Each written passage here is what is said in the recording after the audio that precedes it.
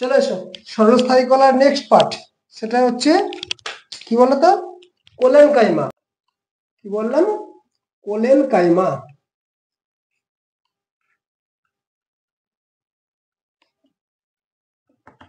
কাকে বলা হয় কোলেন কাইমা? এটা একটু দেখো, সেটা হচ্ছে অসমভাবে কোষপ্রাচীর যুক্ত, মানে কোষপ্রাচীর কখনো পাতলা পেয়েছিলাম, কখনো স্থূল পেয়েছিলাম, তাই তো? এটা অসমভাবে স্থূল, মানে স্থূলতা সব জায়গাতে সমান নয়, অসমভাবে স্থূল।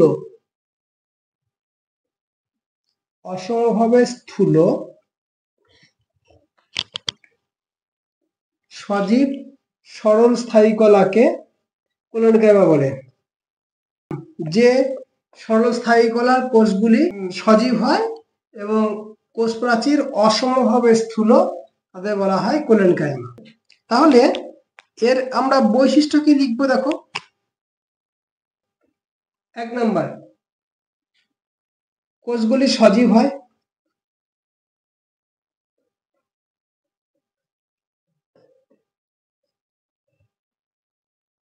1 নাম্বার। 2 নাম্বার কি বলবো? কোষ প্রাচীর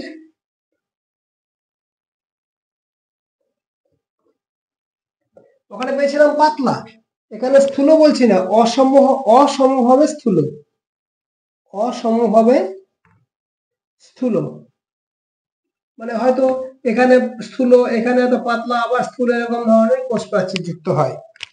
ঠিক আছে, কোষ প্রাচীর হচ্ছে অসমভাবে স্থূল। আর কোষ প্রাচীরের উপাদান কি বলবো? কোষ প্রাচীরের উপাদান হচ্ছে তোমার সেলুলোজ ছিল, এখানে সেলুলোজ হতে পারে, পেকটিন হতে পারে। কোষ প্রাচীরের উপাদান, কোষ প্রাচীর সেলুলোজ বা পেকটিন নির্মিত। কোষগুলির আকার কেমন হয়? কোষগুলি হতে পারে গোলাকার বা বহুভুজাকার বা বেলনাকার।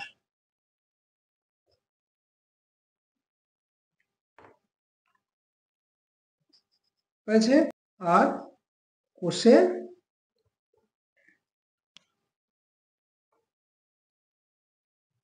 কোষান্তর রন্ধ্র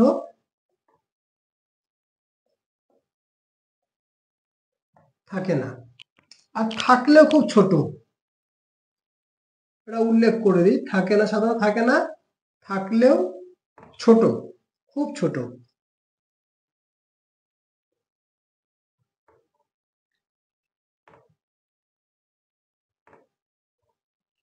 আর একটা পয়েন্ট দিদি, কোষে নিউক্লিয়াস সুস্পষ্ট এবং প্রচুর সাইটোপ্লাজম থাকে।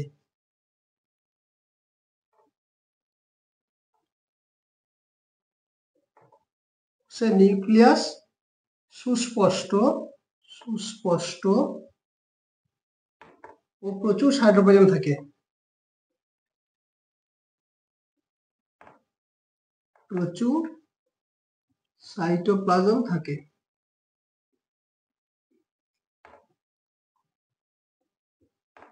ঠিক আছে, এই হচ্ছে বৈশিষ্ট্য। এবারে দেখি কোথায় থাকে, অবস্থানটা দেখি।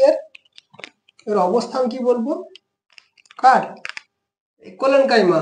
আমরা কোলেন কাইমা পড়ছি, দেখো উদ্ভিদের কাণ্ডে, উদ্ভিদ তো থাকবেই, উদ্ভিদের কাণ্ডে, পত্র বৃন্তে, মধ্যশিরা,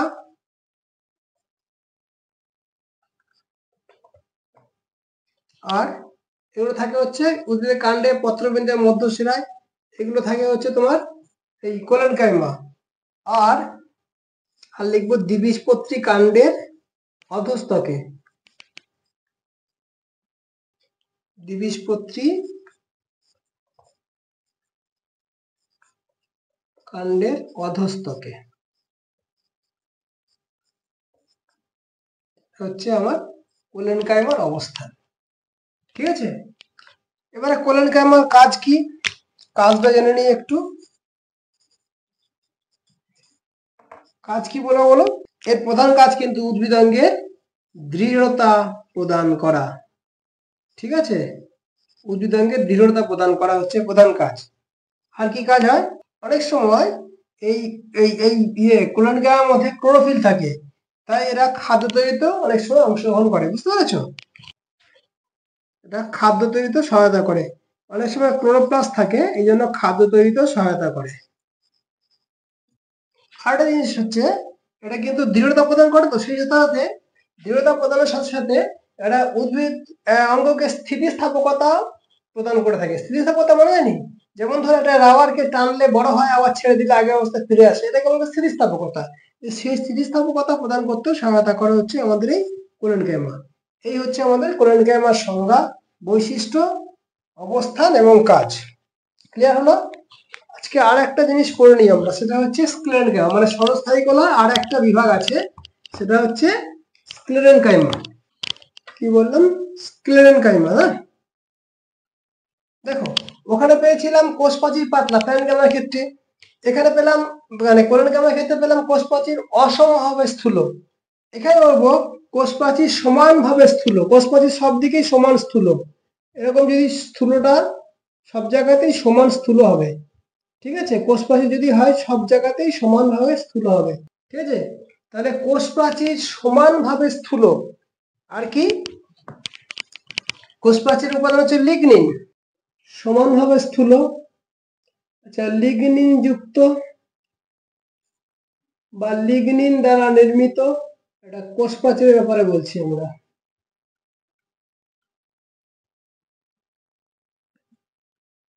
বলো, কোষ প্রাচীর সমানভাবে স্থূল,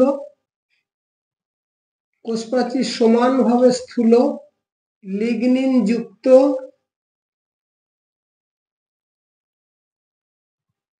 কোষান্তররন্ধ্রবিহীন। আর মেন কথাটা তো বলতে ভুলেই গেলাম, সেটা মৃত। মৃত কোষগুলি মৃত, তখন সজীব পেয়েছে, এটা মৃত। তাহলে কোষ প্রাচীর সমানভাবে স্থূল, লিগনিন যুক্ত, কোষান্তররন্ধ্রবিহীন, মৃত কোষ দ্বারা গঠিত যে সরস্থায়ী কলা তাকে বলা হয় স্ক্লেরেনকাইমা। তাও কি বললাম, লিগনিন যুক্ত সমভাবে স্থূল কোষ প্রাচীর বিশিষ্ট কোষান্তররন্ধ্রবিহীন মৃত সরস্থায়ী কলাকে বলা হয় স্ক্লেরেনকাইমা। এটা সংজ্ঞা পেলাম। বৈশিষ্ট্য কি পাবো, বৈশিষ্ট্য এইগুলো দেবো আমরা, কোষ প্রাচীর সমানভাবে স্থূল, লিগনিন যুক্ত, কোষান্তররন্ধ্রবিহীন, কোষগুলি মৃত, মৃত শক্ত স্থূল বলতে পারি এগুলো আমরা। আরেকটা জিনিস কি, এই যে কোষের মধ্যে যে ভেতরের অংশ মানে কক্ষটা খুব সংকীর্ণ হয়, কোষ কক্ষ সংকীর্ণ। ঠিক আছে, আর কি বলবো, আরেকটা জিনিস হলো কোষ প্রাচীরে নানা রকম অলঙ্করণ দেখা যায়, এগুলো হচ্ছে এর বৈশিষ্ট্য। আর কোষগুলি বহুভুজ বিশিষ্ট, আকার হচ্ছে বহুভুজ বিশিষ্ট, কোষগুলি বহুভুজ বিশিষ্ট হয়, এই হচ্ছে এর বৈশিষ্ট্য। তো চলো নেক্সট দেখা যাক এর অবস্থান কোথায়, কোথায় থাকে স্ক্লেরেনকাইমাটা, কোথায় থাকে দেখি আমরা। দেখো, কাণ্ড যদি হয় এই একবীজপত্রীর ক্ষেত্রে, দেখো কোথায় থাকে, একবীজপত্রী কাণ্ডের কোথায় থাকে, অধস্তকে। আর যদি কাণ্ড দ্বিবীজপত্রী হয়,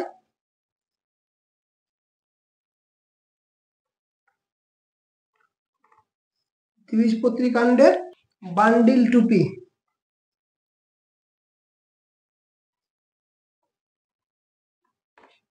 ঠিক আছে, কাণ্ডের ক্ষেত্রে গেল এক নম্বর গেল। 2 নম্বর হচ্ছে পেয়ারা, নাশপাতি প্রভৃতি ফলের শ্বাসে, আর হচ্ছে বীজের বীজত্বকে,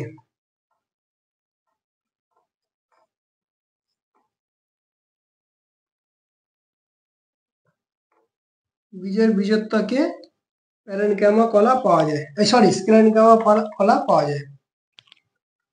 ঠিক আছে, তাহলে এর কাজ কি? কাজ হচ্ছে একটাই, উদ্ভিদ অঙ্গের যান্ত্রিক দৃঢ়তা প্রদান করা হয় কাজ। ঠিক আছে, যে কারণে যান্ত্রিক কলাও বলা হয়। তো এই পর্যন্ত গেল আমার সরলস্থায়ী কলার বিভাগগুলো। সরলস্থায়ী কলা কি কি বিভাগ পেলাম? সরলস্থায়ী কলা তিন ভাগে ভাগ করা হয়, এটা প্যারেনকাইমা, এটা হচ্ছে কোলেনকাইমা, এটা হচ্ছে স্ক্লেরেনকাইমা। প্যারেনকাইমার সংজ্ঞা পেলাম, বৈশিষ্ট্য পেলাম, কাজ পেলাম, অবস্থান পেলাম। কোলেনকাইমার সংজ্ঞা, অবস্থান, গঠন, কাজ পেলাম আমরা। আর স্ক্লেরেনকাইমার সংজ্ঞা পেলাম, বৈশিষ্ট্য পেলাম, অবস্থান পেলাম, কাজ পেলাম। ঠিক আছে, আচ্ছা আর একটা ছোট্ট জিনিস বাকি আছে, সেটা বলে দিই। আমি বলেছিলাম ডিটেলসে বলবো, এতটা ডিটেলসে আসতে হবে বুঝতে পারিনি, আস্তে আস্তে হয়ে যাচ্ছে। যে স্ক্লেরেনকাইমাকে আমরা ভাগ করতে পারি দু রকম। কি কি? অর্থাৎ মানে স্ক্লেরেনকাইমা কলার যে ইয়েগুলো দু রকমের হয়। এটা হচ্ছে স্ক্লেরেনকাইমা তন্তু, স্ক্লেরেনকাইমা তন্তু, আর হচ্ছে স্ক্লেরাইড, স্ক্লেরাইড। ঠিক আছে, দেখো কাকে বলে স্ক্লেরেনকাইমা তন্তু, এই কথা জিনিস খেয়াল রাখবে। দীর্ঘ, সরু, ছুঁচালো প্রান্তযুক্ত, ছুঁচালো প্রান্তযুক্ত, দীর্ঘ হবে, সরু হবে, ছুঁচালো প্রান্ত হবে। খেয়াল থাকবে এই রকম যে স্ক্লেরেনকাইমা কলার কোষ তাকে বলা হয় স্ক্লেরেনকাইমা তন্তু। ঠিক আছে, দীর্ঘ, সরু, ছুঁচালো, প্রান্তযুক্ত। এটা দীর্ঘ ছেদে দেখা যায়, লম্ব ছেদে দেখা যাচ্ছে দীর্ঘ, সরু, ছুঁচালো। আর যদি প্রস্থচ্ছেদ দেখা যায় তাহলে বহুভুজাকার। তাহলে দীর্ঘ, সরু, ছুঁচালো, প্রান্তযুক্ত, আর প্রস্থচ্ছেদে বহুভুজাকার। প্রস্থচ্ছেদে প্রস্থচ্ছেদে হচ্ছে বহুভুজাকার।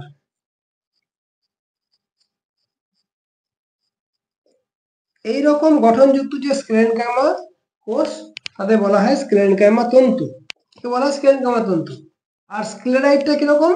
যেসব স্ক্লেরেনকাইমা কোষগুলোর মানে স্ক্লেরেনকাইমা কলার কোষগুলি মানে গোলাকার,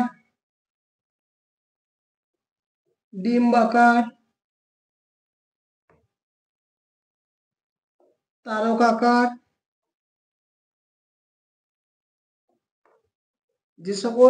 যেসব স্ক্লেরেনকাইমা কলার কোষগুলি গোলাকার, ডিম্বাকার, তারকাকার হয়, আর কোষ প্রাচীর স্থূল হয়, কোষ কক্ষ সংকীর্ণ হয়,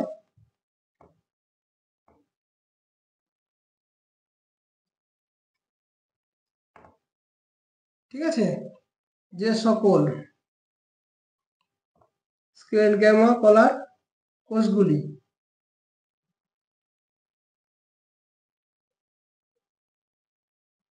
ঠিক আছে এইগুলো হয় তাকে বলা হয় স্ক্লেরাইড। অনেক সময় দেখো এই স্ক্লেরাইড কলার কোষ প্রাচীরের মধ্যে অনেক সময় কি হয়, এই স্ক্লেরাইডের যে কোষের যে কোষ প্রাচীর আছে না, এই কোষ প্রাচীরের মধ্যে লিগনিন, কি বললাম, লিগনিন, সুবেরিন, কিউটিন, সুবেরিন,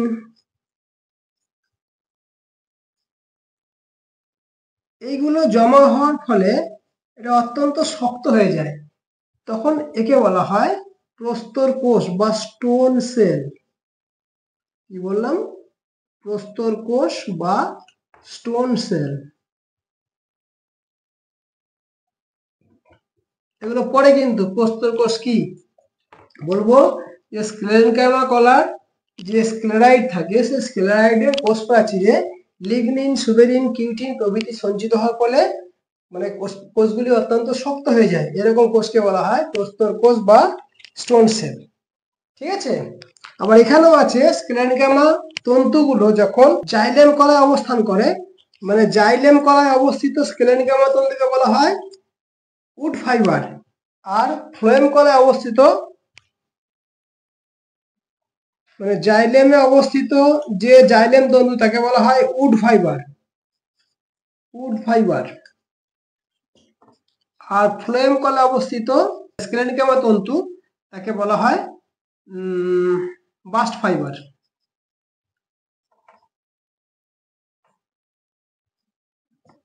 পরীক্ষা পড়ে কিন্তু বাস্ট তন্তু কাকে বলে, উড ফাইবার কি, এগুলো পড়ে। উড ফাইবার বা কাষ্ঠল তন্তু, উড মানে তো কাষ্ঠল, কাষ্ঠল তন্তু।